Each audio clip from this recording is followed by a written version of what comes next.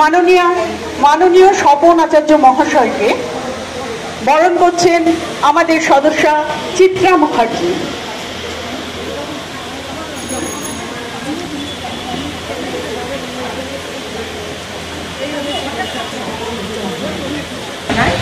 শচীন্দ্রনাথ বসাক মহাশয়কে বরণ করলেন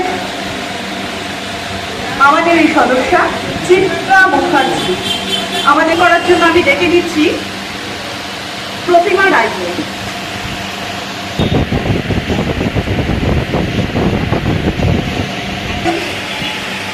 আমাদের সদস্যা মঞ্জু পোদ্দার।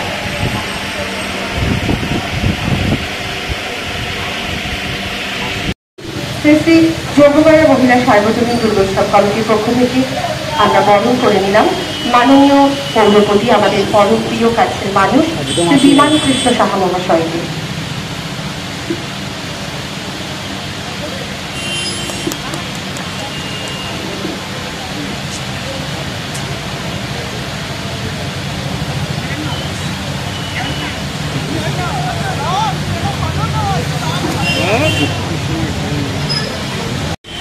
অন্যান্য সামাজিক অনুষ্ঠান তারা সারা বছরই করে থাকে।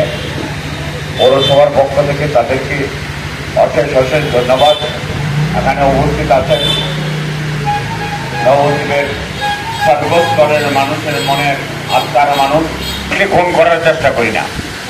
যারা আন্দোলন করছে 67টা রোগী মারা গেছে বিনা চিকিৎসায়, তাহলে তারা খুনের অংশীদার, সেটা করি না। আমরা করি যে মানুষের সঙ্গে মানুষের যাতে সহযোগিতা, একটা সহ অবস্থান, এই বন্ধুত্বপূর্ণ ভাব সেটা বজায় থাকে, সেই চেষ্টা সর্বদা করি। এখানে আমাকে অনেকেই জিজ্ঞেস করছিল এখানে আসবেন, আমি সবাইকে বলছি। মিতাও আমাকে জিজ্ঞেস করছিল, হ্যাঁ যাবে না কেন, সামনে আসবেন বেতালিও জিজ্ঞেস। কিন্তু সেটা নয়, আমরা বাস্তবটার চিন্তা সবাই করতে হবে। অবাস্তব চিন্তা করে একটা দেশকে, একটা নেতা নেত্রীকে কোণঠাসা করে দেওয়া, তাকে সেটা বোধহয় কোনো বিজ্ঞ মানুষের পরিচয় নয়। তাই আপনারা ভেবেছেন আমি আসবো না, ঠিকই আসতাম না। তাই আমার ব্যথা আছে বলেই আমি আসতাম না। কারণ আজকে বাংলার বুকে বিভিন্ন হাসপাতালে 67 জন লোক বিনা চিকিৎসায় মারা গেছে। একজন চিকিৎসক মারা গেছেন, তার জন্য আমরা ব্যথিত। আমাদের সর্বভারতীয় নেত্রী এবং বিশ্ববন্দিত জননেত্রী মমতা বন্দ্যোপাধ্যায় পরিষ্কার ঘোষণা করেছে এই ঘটনা ঘটার সমস্যা সর্বোচ্চ শাস্তি পায়। রোজ দুটি বিচার চাই, জাস্টিস চাই। আমি ডাক্তার হসপিটালে ডিউটি করবো না, তাই একটা মৃত্যুর পিছনে হাজারটা মৃত্যু ঘটবে, তার জন্য তাই যারা এই মোমবাতি নিয়ে দাঁড়িয়ে থাকে তারা। নমস্কার, আমার বক্তব্য দীর্ঘায়িত করবো না। তার আজকে পৌরসভার কর্মব্যবস্থার মধ্য দিয়ে তিনি অল্প সময়ের জন্য উপস্থিত হয়েছেন। তার প্রতি শ্রদ্ধা রেখে, ভক্তি রেখে ধীরে ধীরে উপস্থিত রয়েছেন আমাদের 23 নম্বর ওয়ার্ডের কাউন্সিলর স্বপন আচার্য মহাশয়, 8 নম্বর ওয়ার্ডের কাউন্সিলর আমাদের মধ্যে মিহির কান্তি পাল মহাশয়, আমাদের মধ্যে উপস্থিত রয়েছেন আমাদের চৈতন্য কুই মহাদয়া, উপস্থিত রয়েছেন নিতা রায় মহাদয়, উপস্থিত রয়েছেন আমাদের মধ্য দিয়ে 20 নম্বর ওয়ার্ডের আমাদের মধ্য দিয়ে আছে। সেখানে আমাদের এগিয়ে গিয়ে ধীরে ধীরে মানুষের সেবায় সমস্ত অতিথিরা আছে, মহিলারা পুরুষরা এগিয়ে এসছে।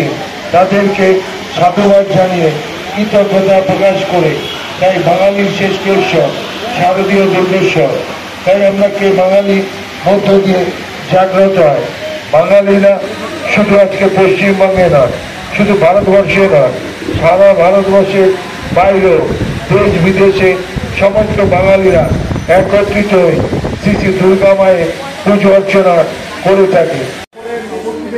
আজকে বহু পুজো কমিটি আছে, মহিলা কমিটির সংখ্যাও বেশি, কিন্তু আমি যতদূর জানি বা এইটাই হলো যোগমায়া কমিটি হলো প্রথম মহিলা কমিটি, যেটা নবদ্বীপের মহিলা কমিটির যত পুজো আছে তাদের এটা দেখেই আমার মনে হয় মহিলা সঞ্চালন করছি স্মিতা মুখার্জি থেকে শুরু। হিমের পরশ লেগেছে হাওয়ার পরে, হিমের পরশ আমরা পাইনি, কিন্তু শরৎ এসেছে, এটা সত্য।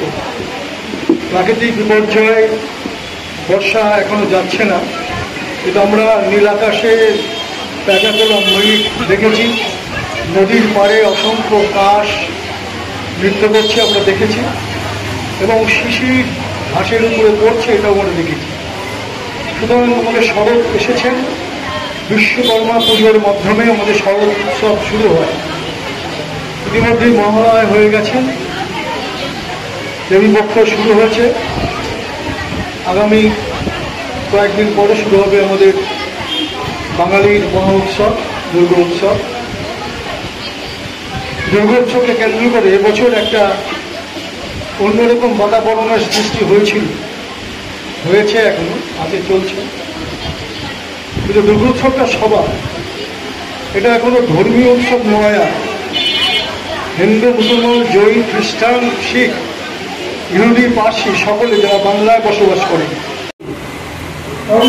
সারা বাংলাদেশ, সারা ভারতবর্ষে ব্যাপী প্রতিনিয়ত আমরা রোগ দুঃসংবাদ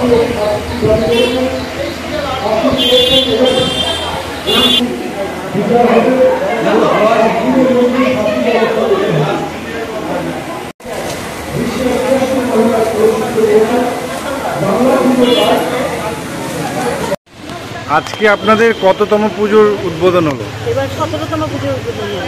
কি প্রোগ্রাম ছিল আজকে? আমাদের আজকে প্রোগ্রাম হচ্ছে রক্তদান শিবির। আর পুজোর দিনগুলোতে আপনাদের কি কি অনুষ্ঠান হয়? পুজোর দিনগুলোতে আমরা আজকে তো একটা হয়ে গেল, আর শুভ সূচনা হয়েছে আমাদের মহালয়ার দিন 17টা প্রদীপ প্রজ্বলন করে, যেহেতু 17 বছরে।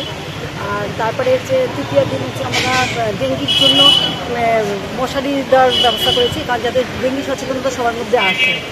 তারপরে চতুর্থ দিন তো আমাদের পুজোর উদ্বোধন আছে, আর পঞ্চম দিন আমরা বস্ত্র বিতরণের ব্যবস্থা রেখেছি।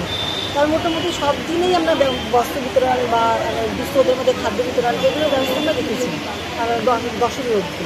তার মধ্যেও আমরা চেষ্টা করবো আরও বেশি করে। তারপরে ষষ্ঠীর দিন আমাদের কলাবই স্নান আছে। আর আমাদের চতুর্থ দিন হচ্ছে আমরা রিক্সাওয়ালাদের, যারা নাকি কর্মসংস্থান হারিয়ে ফেলেছে টোটোর দাপটে, সেই সমস্ত রিক্সাওয়ালাদের আমরা সংগঠনে নিতে চাই, যে তারা আবার কর্মসংস্থানে ফিরে আসে, এবং লোকজনের মধ্যে যাতে সেই ভাবটা আসে যে আমরা রিক্সাতেও চলি মাঝে মাঝে, সবসময় টোটোতে না গিয়ে, তাদের যাতে কর্মসংস্থানের উপায় হয়। এরকম কিছু কিছু প্রোগ্রাম রেখেছি। পুজোটা রেখেছি, পঞ্চমী দিন সকালবেলা বৈষ্ণব সেবা রেখেছি। এগুলো সব বিভিন্ন। আপনার নাম? আমার নাম। এবছর আপনারা সরকারি অনুদান পেয়েছেন? হ্যাঁ, এবার আমরা সরকারি অনুদান পেয়েছি। আর কৃষ্ণনগর জেলা আধিকারিকরা আমাদের রবীন্দ্র ভবনে ডেকে নিয়ে আমাদের সম্মানিত করেছে।